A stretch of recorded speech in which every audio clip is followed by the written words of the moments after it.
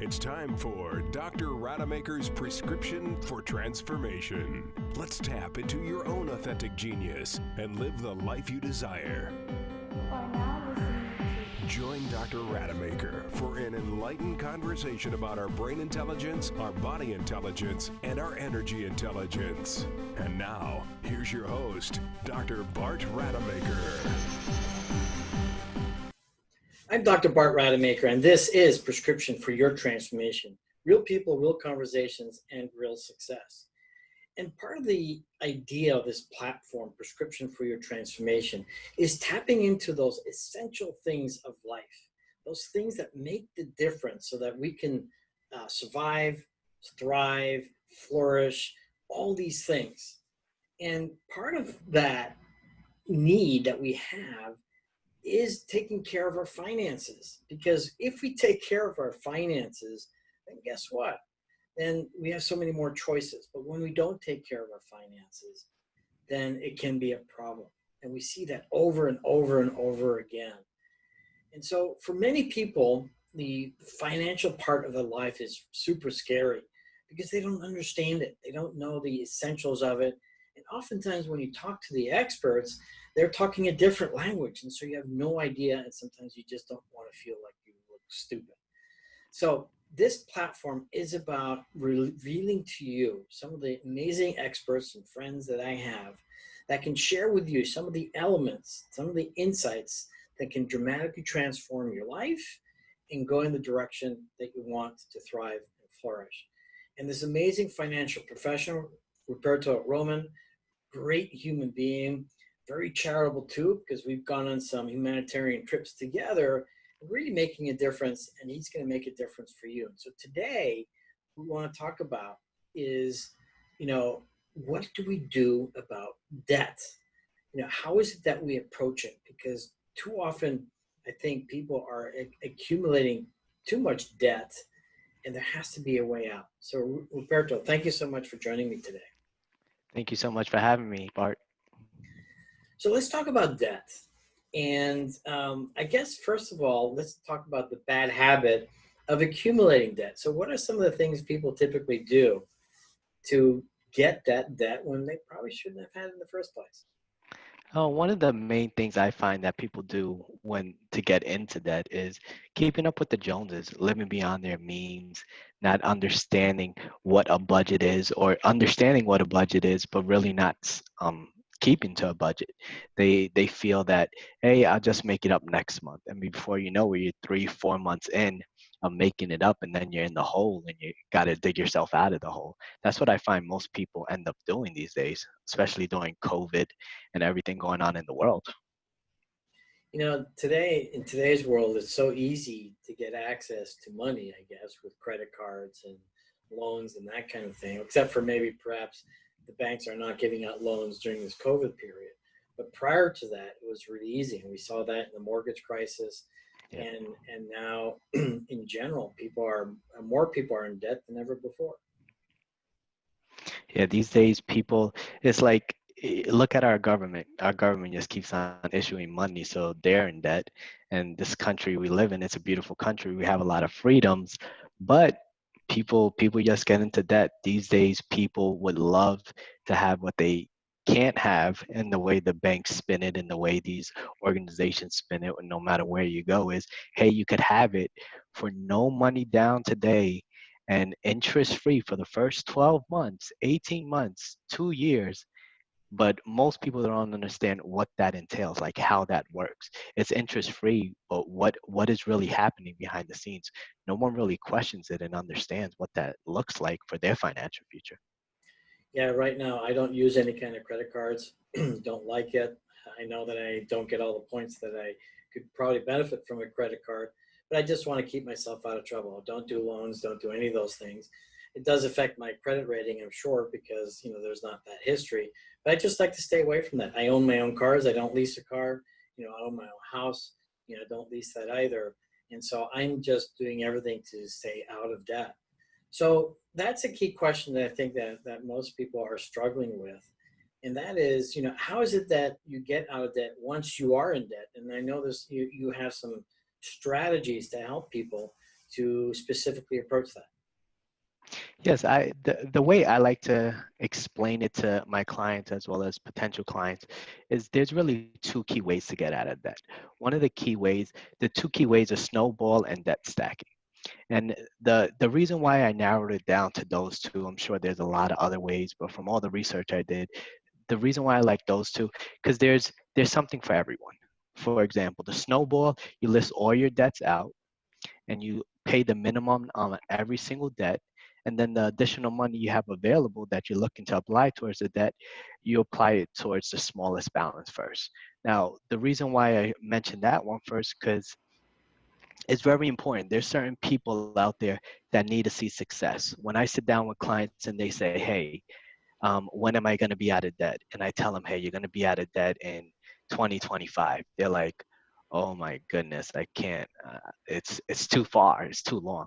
So the first one I like to cover is the snowball effect because it pretty much what it does. You list all your debts, like I mentioned previously, and that additional money you have set aside to apply towards your debt, you put it against the smallest balance first. So since that smallest balance is getting paid off sooner, people are able to see success along the way. And I find people that are a little hesitant, that's the way that usually best service is done so they can have those successes along the way. Yeah, the nice thing too is that you just completely get rid of a debt. So it's not hanging around. It's not a bigger burden on you.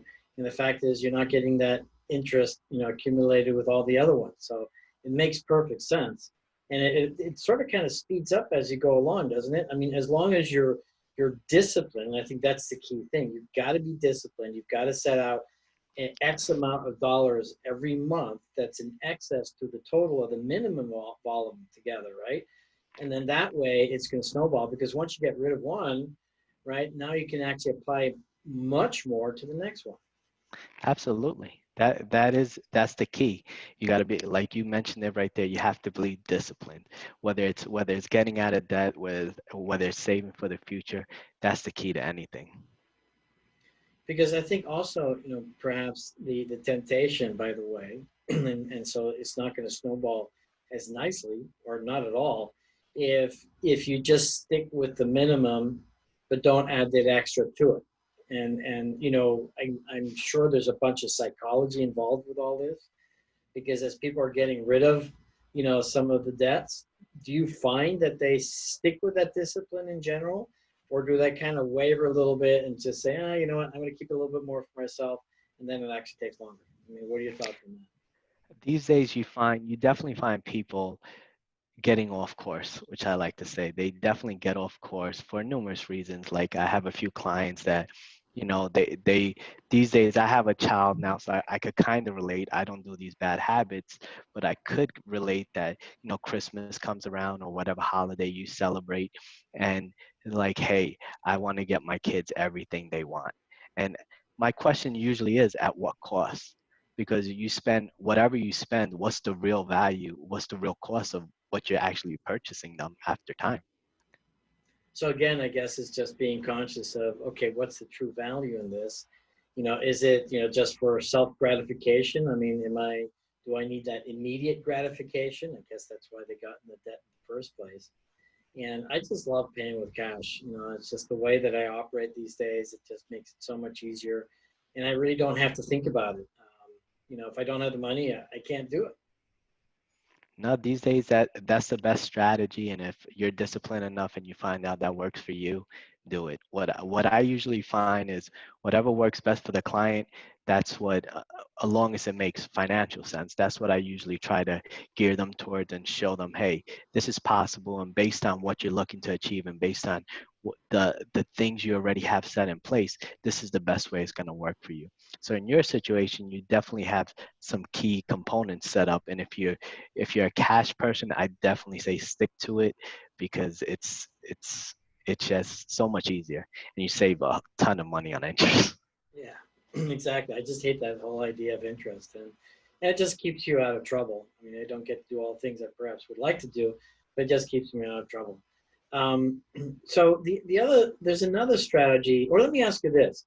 I mean, are there templates out there on the internet that people can download, or can they get it from you to kind of set that up so that you can see over a period of time how your debt gets diminished, because that sometimes might be interesting too, where if people can realize, look, if I follow this program and with all these numbers that I have, let's say I'm $20,000 in debt, with all these numbers that I have, when can I foresee to be debt free? Because when they have a target, that's going to help them too, right? No, absolutely. Like if you don't have a target, you're never going to achieve your goals, as I'm sure you're very well aware of. You definitely want that target. And the way I usually do it, I incorporate it for my clients in every single financial plan I do. I definitely incorporate how to get out of debt when they're going to be out of debt. But as you mentioned, there are a lot of calculators out there. If you go to my website, it is available on the calculators on my website as well. And you can also go to any search engine and Google like debt stacking or debt snowball calculator. We'll stay with your website. So what's your website? My website is dreams to reality WM for wealthmanagement.com. I love it. So we'll post it, make sure that everybody has that later on. So there's another way that you talked about, and that's debt stacking, right? Yes. Now, the strategy or the mentality behind that is just like, all right, we look at it, like I said previously, the old one, not the old one, the other one, the snowball effect is, hey, you have successes along the way. The debt stacking pretty much attacks it does the same principle. You list all your debts, minimum payment on each one, then the additional funds you have available to apply towards your debt, you put it against the highest interest rate credit card. So it's not only gets you out of debt, it helps you save on interest as well. So I'm assuming that that one will be the one that you spend less on. Would that be accurate? Yes, over the long term, you spend less on it. But what I actually came to realize, most people go towards the snowball, believe it or not. Well, there's a visual too, Yeah, because it's that absolutely. psychology of the snowball. It's going to get better and better and better and better. You're getting results, and it's sort of like, yeah, I feel good, and I have this firm belief that success breeds more success, and so when Absolutely. you successfully achieve something, then it almost empowers you to do even more. If you're well disciplined, and but then again, I would say this is that if you're well disciplined, you probably wouldn't have gotten yourself into debt in the first place. That is so true. If you're disciplined enough, because most what it really comes down to is discipline, because you would have realized, hey, I don't have the funds available right now. I shouldn't be spending this. Whether it's the best thing since sliced bread, they're giving you a deal, whether it's any shopping center out there or any store out there, they will definitely in they'll pretty much give you everything on a platter to be able to make a purchase today with their debt. They'll be like, hey, interest free for 12 months. But like I mentioned previously, people just don't understand what's happening behind the scenes when you take those offers. And it's sort of like buying food, right? I mean, there's a lot of stuff you don't need to have. In fact, it's probably very unhealthy. And so in reality, we should kind of look at all those other things that we don't need. And I have two cars. I love my cars, and they're both older than 15 years. So I've had them a long time, and they're still working, and I still have to, minor investments in my cars. But it's a great thing because I'm not putting out these major expenses and saving money for my future. Because that's the other part that I think is essential, is that we have to have that discipline to save for our future. And I know that we're going to be talking about that later. But let's start off with being disciplined. Don't get in debt, and remind me again how people get in debt. People get into debt because they trying to keep up with the Joneses. They don't understand their budget, and more importantly, they, like I'm sure you're aware, and you probably see it all along in your profession. People pick up bad habits of their parents or loved ones, and those are pretty much, I would say, the three key ones. But majority keeping up with the Joneses. People overspend, overextend themselves, and the way I see it is for what? Ultimately, me being a coach as well, and been working on personal development for the last 20 years, which has been an exciting journey for me. I realized one thing is that, we should not compare ourselves with other people, because that's outside of us. It's not internally driven, and it's not really what gives us that true fulfillment. What gives us our true fulfillment is from within, and meeting our own goals, and reaching out to the things that we want to do in life and actually achieving them, and not having the right car or nice house. I mean, bottom line is, if you love beautiful cars and fast cars, and you love a beautiful house or whatever, then great.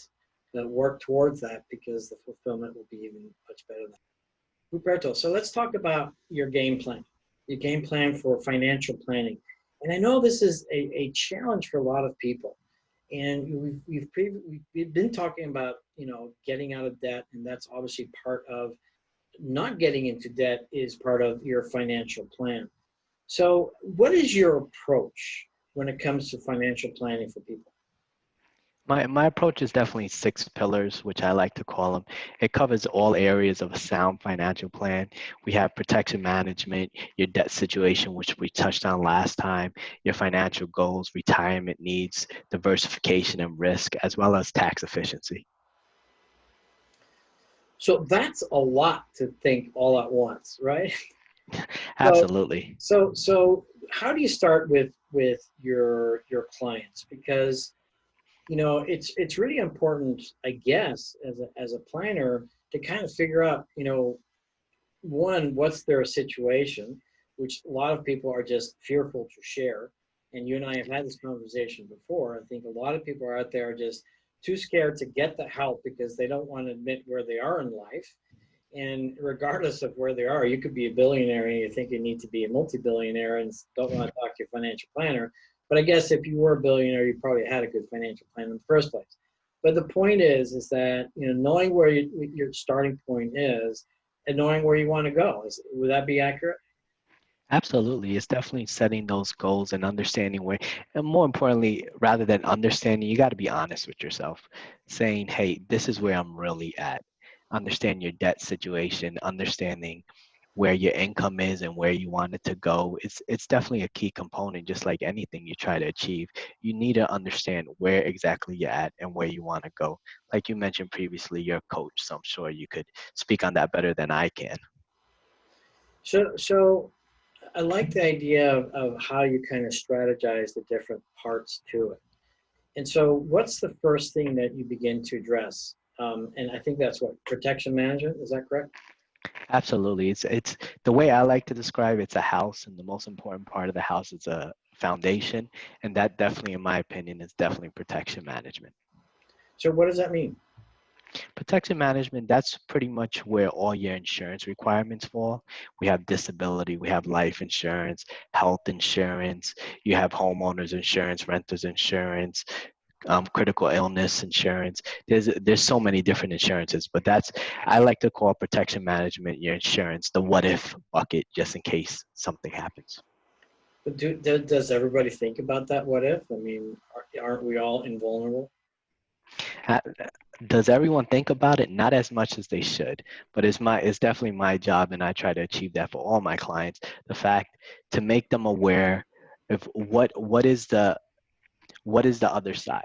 If something goes wrong or they're unable to fulfill certain obligations, whether it's they die or whether it's they become disabled, or what is, like, the policy you have on your home. You have homeowners insurance. Is it the right policy? Do you have the right limits? Do you need an umbrella policy for your automobile policy? Do you have the right limits? If you have a child in the house, do you have the right limits just in case something goes wrong or something happens with that child while your son or daughter or your loved one while they're driving? Like, you want to make sure you have the right things in order, that you don't end up losing everything you built, whether whatever it is. Like, I find so many people, they're building their success, they're looking for retirement, they're looking towards a future, but if you don't have this in place, everything you're building towards could be taken away really fast if something goes wrong. And I experienced that myself. My mother was involved in a very bad car accident when I was 18. Unfortunately, my father had done a really good job with his own protection management, and so we were able to navigate that crisis, very, very easily. Fortunately, she survived, but there was a lot of medical bills, and I think most people today, even then, their cash flow or cash reserve is extremely low. What is it, like a week or two at most? If you're lucky. Right. These days, most people don't have that reserve in place, or the reserve necessary in place to hold them just in case something goes wrong. Right. So obviously that's part of your protection. But here's the challenge that I've discovered over time for myself is, you have all these salespeople with all their programs, and and my personal challenge, and me being a doctor, okay, and we use all these technical words, and I know that my patients have a hard time understanding these technical words, and so I actually take the time to explain to them in layman's language all the things that I'm talking about. But I don't find the same experience when I'm trying to figure out insurance and everything else, and having people take the time to really explain to me, is this worthwhile? And so that's, I guess, where that's part of your role, right? Right, to help people understand, what those protectionism measures, or protectionist measures, I should say, what those are for people, so that they have a grasp of it. Because at the end of the day, you also want to know that you're not throwing your money away. No, absolutely. That you touched on a lot of key stuff right there. One of the things that I like to point out is we went over 6 different topics, and when I'm putting together any financial game plan, it takes a few sit downs with the client to get through the whole financial game plan, where it's unable to achieve it in one session for the key components that you just mentioned: protection management, understanding it, having the client understand. I'm all about making informed decisions. So I give the client everything they need and show them the pros or cons of everything they have, so they can make an informed decision. Because I never want someone to, find out what they have when it's too late, and then they thought they had one thing and they had another, and it never works out well for anyone. Yeah. And that's where that integrity, and I know you have, that bountiful integrity, because I know you for quite some time, and the ethics there as well, because it's you are really all about your customer and making sure that they're taken care of first. The same approach that I have with my patients. I tell them, look, my only outcome is that you're happy. That's all that I care about. And then we'll figure out how to get there. And if I can do it, great. And if I can't, then we'll get you somewhere else. But unfortunately, I don't think that's common in enough people for us to feel safe. Because I had this one experience where I went on a humanitarian trip, and a buddy of mine had a serious injury, and we were all on the assumption that all of his costs would be covered. And what we found out was, yes, they would be covered in the foreign country, that if he would have the surgery there. But here again, and here's the trick, is, well, you don't want to be operated. He did not want to be operated in that country, and I don't blame him, because you don't have that certainty and security that you're going to get the right treatment. And so now he was stuck with these tremendous bills coming back to the United States. And so it's these things that we are not always aware of, that causes us to kind of hesitate in doing some of these things.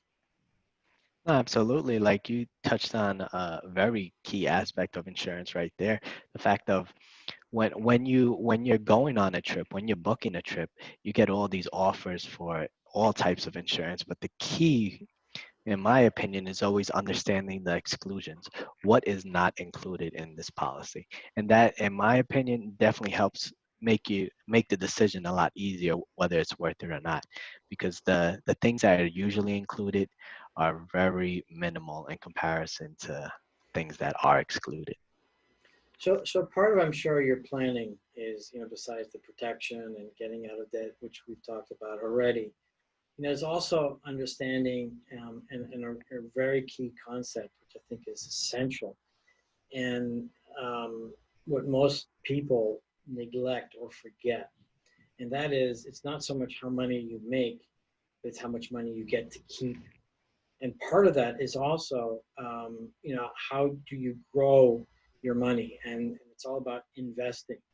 And so give us a little insight as to what is it that you mean when you need to invest in both the good times and the bad times. No, absolutely. You need to invest. It's the only way, in my opinion, you're going to achieve your goal. Like people always say, oh, especially right now with COVID going on and everything going on in the world, right now is the perfect time to invest. it's there's really no wrong time to invest, because at the end of the day, or if you look at all the interviews and statistics they have, if you compare 30-year trends, if people invested on the best day of the month and people invested in the worst day of the month, the average turns out to be very similar. So there's never really a wrong time to invest, but people are always trying to hit for the fence, whether it's the new hot stock tip or anything like that, that they compare themselves to that. But the reality is, the best time to invest is always today. There's never a wrong time to invest. It's having that discipline to understand that your goals and your dreams and you are good enough and you deserve it to put money aside for yourself, because everything else in your budget and your spending plan definitely has money going out and has is spoken for. Yeah, and again, it's you're going to have to find the right people that can actually steer you in the right direction. But the other part is discipline, and it's an intellectual game, not an emotional game, where you have to have the discipline to do it consistently, and also the discipline not to get emotional about your investments, because more than likely you'll make the right investments when it's not emotional. And so this is all part of planning. It's all relevant. It's that protection, it's getting out of debt, it's your taxes, obviously, and how is it that you can maximize, your tax situation. And there's so many other techniques for that. And I'm sure you go through all that. So how do people actually find you again, Roman? Or, The, the best way is definitely my website. It's dreams to reality WM for wealthmanagement.com.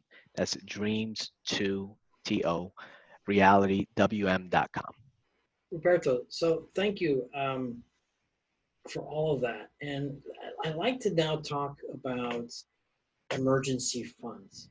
You know, I think it's really important for us to understand that we can't predict what's going to happen next. I mean, who would have predicted COVID?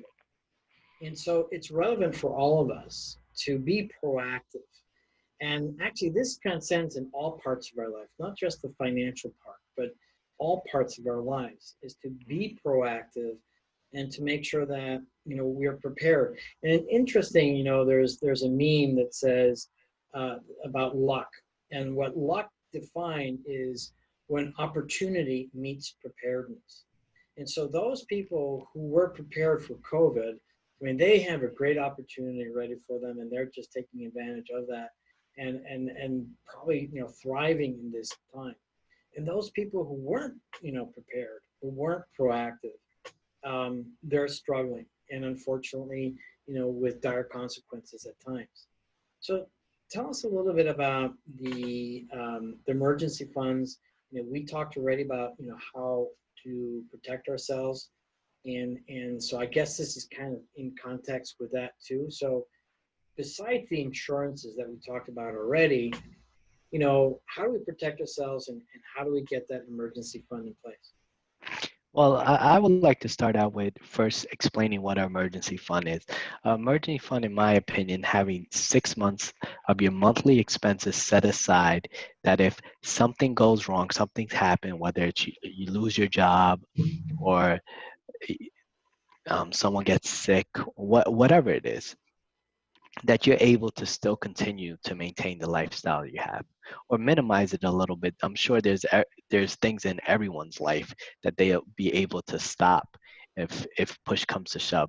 But pretty much an emergency fund is your necessities, your household necessities, your living expenses that you would need to maintain on a monthly basis. That includes like your mortgage, your rent. We have utilities falls into that, your debt outside of your mortgage and your rent, the minimum monthly payment to make sure you stay on track. We got obviously meals, food. We got your insurance requirements, health, life, disability, all those different categories. And that's usually what I like to include. So I, I look at someone's annual budget in regards to those areas, and we divide it by 12, and then we times it by 6 and see how much money should be in their emergency fund. That's the way I like to simplify it, at least. Well, let me ask you this. I mean, if I eat out every single night, right, to the most expensive restaurants, and that's my monthly budget for food. That I probably wouldn't incorporate that in my 6 month you know um, emergency fund. Would you say? No, definitely when we talk about food, it's usually just groceries to maintain the you're eating at home, because definitely eating out is a luxury. It's something that not necessity. Obviously, you do need to eat, so we definitely make sure you're able to get the food necessary from your home by through groceries, through shopping. And I say that with a little bit of tongue in cheek, and there's a reason behind that. And it really comes down to, how do we budget our lives? And it's a matter of, let's be sensible in our budgets and, being practical. And so, yeah, if you are a foodie or you really can't cook, then I guess, your only resort is to go out to restaurants. But I think it's important, and my point here is to have that discipline that you need to ensure that you've got this emergency fund, because it's easy, to put the money aside, but then it's also easy to, tap into it when you need it. No, absolutely. There's plenty of people that set up emergency funds, and as we previously had the conversation on debt, like the their holiday season comes around and they want to get those things for their kids, and that's the first thing sometimes some clients go to. And I tell them, when we have our conversations, whether it's at the beginning or the end of the year, I try to do the annual review towards the end of the year, just to, right before that busy season, right before Thanksgiving, and just prep them like, this we experience this every year. Unless you're one of the rare few, this is what's going to happen, and you should have been planning for this. When we sat down last year, you definitely should have been putting the money aside to plan accordingly for your holiday season this year. And most people, it's a budget. You could definitely be able to achieve that $1,000 savings for the holiday, or 5,000. $1,000 is $84 a month. You put that aside and put it in your budget, you could plan accordingly for any annual expense. So what you're saying is make it easy, make it small, make it automatic, so that you don't have to negotiate with yourself when the time comes. Because I know one thing is that when we don't take care of our own groundedness, our own strength, our own agency, when it comes to negotiating with what we want and what we should have or shouldn't have, then invariably we lose out. No, absolutely. That's definitely a great way to put it. You definitely lose out because you're torn between the two. Usually, like we mentioned previously in the that situation, that people are pulled towards their loved ones. They want to be able to give those gifts, and when push comes to shove, the I'm sure you could speak on it better than I can in regards to the coaching aspect. Everyone wants to feel loved. And when they're unable to provide that gift, certain people have the need that they feel loved by receiving a gift. And when you can't provide that gift, people feel heartbroken. So, people will definitely dip into their emergency funds for situations, whether it's a birthday or a holiday. And I'm in place definitely. I never tell you exactly what to do. I advise you the pros and cons of every situation or every decision you make, so you can make an informed decision. What I think what's relevant too, and that's why getting back to the whole budgeting thing, is that when you budget everything else, when you budget everything out, and you know what your costs are, you also know what you have at the end of the day, and you also know what you have to do to get there, and you also know what you have left over, so that you could actually do your investments, because we need to be investing in that. And I think, it really starts when you talk about your financial planning, is getting people to embrace the idea of, let's get you on a budget, let's figure out, what is absolutely essential Yeah. versus, what's, extra. And for example, I'm thinking to myself, as you brought up, giving gifts to your kids, budget that out too. So each kid gets what, $100, $200, whatever it is, but don't suddenly realize, oh, well, that toy costs this much. Well, I need to get that for them. No, absolutely. Like hearing what you just said, it makes a ton of sense, and it's definitely a way to look at it, because it's very important to a plan. You always want to understand where every single dollar that you make is going, whether it's to taxes, whether it's to tithing, whether it's to groceries. You always want to understand where every single dollar is going, because if you don't, usually people say, I'm going to save what's ever left at the end of the month, and usually nothing's left. Right. And there's a truism in that, and it's scientifically proven. Whatever we measure, we manage. And, I see that for myself. Those days that I don't plan and I don't measure my day, they're a disaster. And at the end of the day, I'm super tired and don't feel as fulfilled or even accomplished as I would like to be. And but by planning, by measuring, by monitoring all of it, it makes a lot more sense. And so, but I would imagine that a lot of people are uncomfortable, and you and I have had a previous conversation when we figured out that probably less than 5% of people actually have a financial planner, mainly because of self-esteem. I mean, what would you say about that? Mainly because of them not wanting to know the reality, self-esteem. They feel like someone knowing, because me as a financial professional, sometimes I ask those tough questions that you sense the client on the other side of the table getting uncomfortable. They're moving in ways that they really don't want to be moving, but it's the questions that I need to ask in order to do my job, in order to do what's best for them. So it is definitely an understanding, and most people, they just don't. uh, to say it differently, now that I think about it, some people just think, oh, I'm going to get to it in the future. Most people say, when they think about savings, most people say retirement or this, that, or saving for a house. I'm still young. Most people don't understand what it really goes into, how it really works, and the amount of money you can actually save if you start sooner rather than later.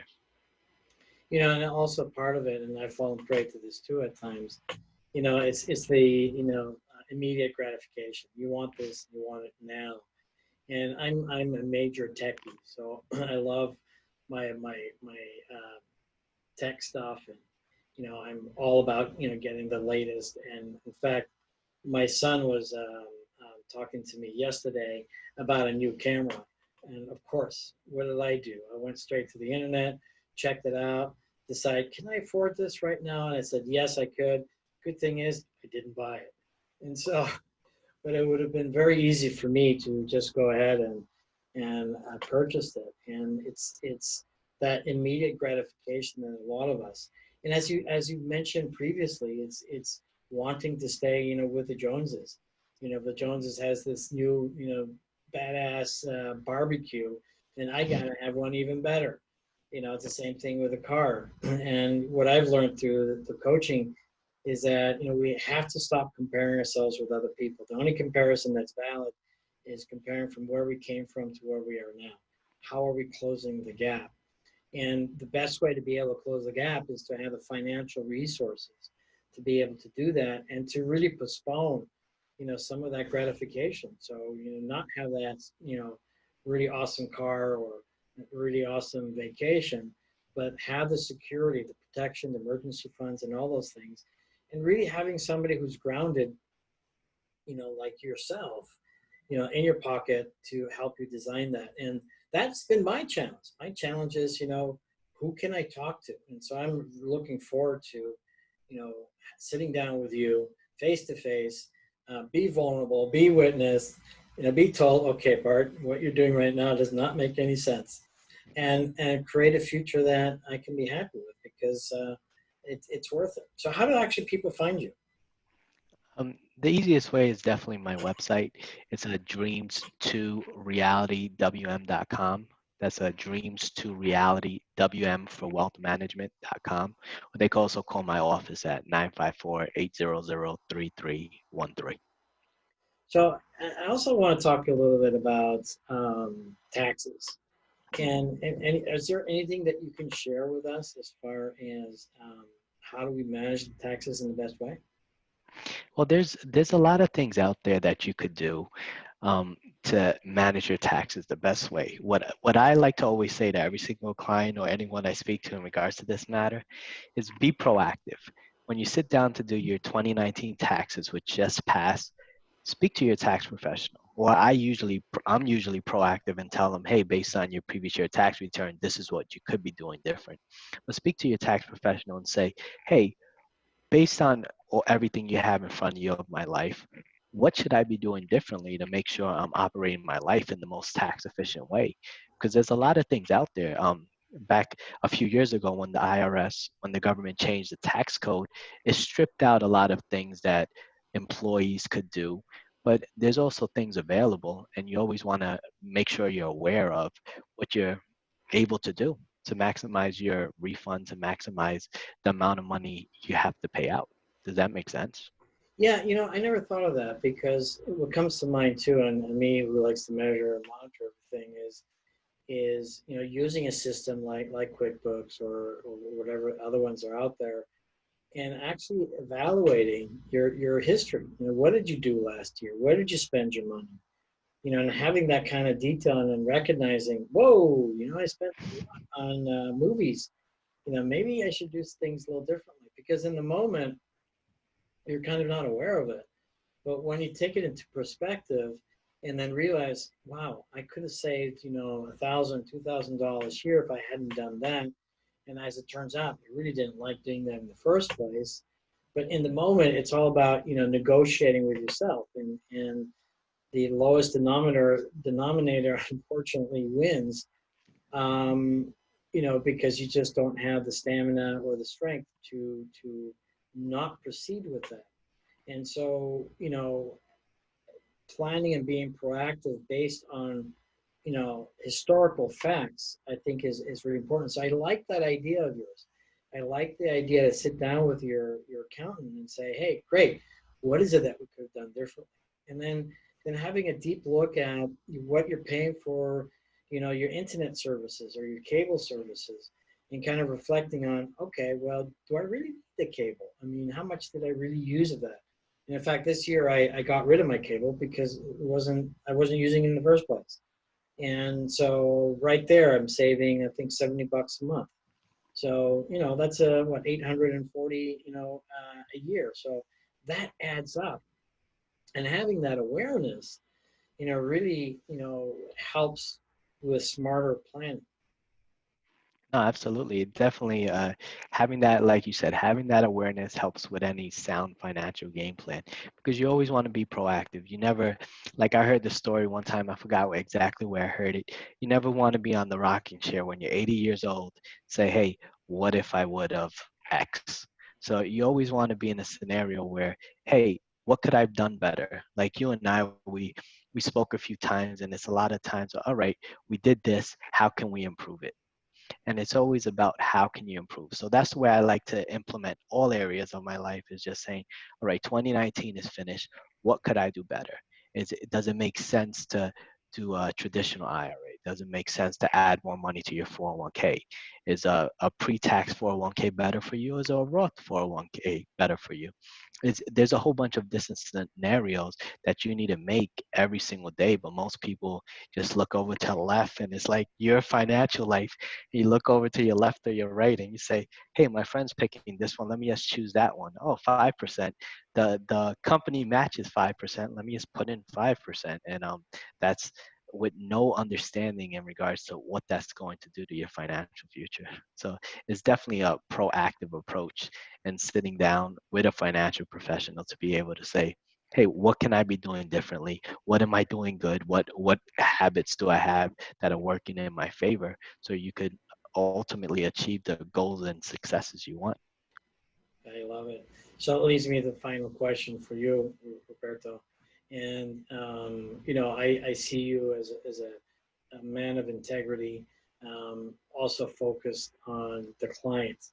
And so, but not everybody's going to be like that. So if anybody's looking for an amazing person, check out Roberto. But if we can't reach out to you, right, what are some of the questions that we would need to ask another financial professionals to know that we're on the right track? Definitely the key thing is what I like to say is how do you get paid? You should understand where you and your financial professional definitely should be connected at the hip. As you make more money, he does, and vice versa. You should definitely have an understanding, the same way when you go back to the budget, where your money's going, how does he get compensated? Because everyone needs to make money, but you should understand how much is it actually costing you and how is it impacting your overall your future financial plan. The next is, what are their qualifications? What licenses, what registrations do they hold, what designations? And another area I would definitely say is, what is their investment philosophy? What are they, how do they invest your money? How do they make the decision on what's best for you? Um, Another thing I would possibly think of is, how often would we communicate? Are they one that, speaks with you once a year? Are they available for like annual calls, biannual calls, quarterly calls, monthly calls? How do they communicate? Do they communicate via email? I think that's very important, because these days there's a lack of understanding, I guess. People say, hey, I called you and you didn't call me back. And it was like, well, you called me yesterday at 6 p.m. and it's only 9 a.m. in the morning. Like, what are the expectations? What is a realistic turnaround time from a client standpoint as well as a financial professional standpoint? The last thing I think, which is really important since it's readily available, is ask them, as well as do your own research on, has their firm or anyone in their firm been subjected to disciplinary or legal action. Like, you should understand, you don't want to get involved with someone that has some things or marks on their record. Or you should make an informed decision. If they do say, hey, that's something that's behind them, they explained it to me, but you should definitely know and make a decision, be able to make a decision for yourself. Awesome. Wow, great advice. Hey, Roberto, I want to thank you. This has been an amazing interview, and I know we're going to be talking more in the future about different things, financial practices, maybe some specific strategies or of discipline, if you will. I'm not going to ask you for stock picks and that kind of stuff. I'm not going to put you in that position. Some very specific strategies that I think are going to be helpful. I'm going to give you the last word. Well, thank you so much for the time, for giving me this platform to speak to your audience. It's definitely very helpful. I love helping people and being able to contribute any way possible. So I thank you for this opportunity. I look forward to chatting in the future. Awesome. Well, I'm Dr. Bart Rademaker, and this is Prescription for Your Transformation: Real People, Real Conversations, and Real Success. Talking with these amazing human beings around the globe to give you the insights to transform your life. Thank you, and I'll be back. Thanks for joining us on another episode of Dr. Rademaker's Prescription for Your Transformation. Continue the path towards discovering your own authentic genius by tuning in next time for more real conversations